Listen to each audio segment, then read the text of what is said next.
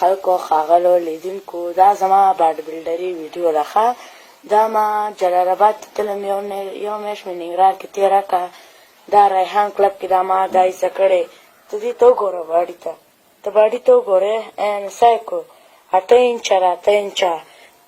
دا ما ګوره ته ښه تاسو یو پل لیدونکو خلکو تاسو یو پل دا وګورئ سمه ده سایکو دې ته وګورې دې ته دې ته وګوره تاسو یو پل دې ته وګورئ دې ته دې شاته دې پښته ورکړ کې دې ته ګورئ دې ته ښه اوس دامونو ته ګوره دې ځای ته ماشاءالله ماشاءالله ډېر لوکس راغلی ښه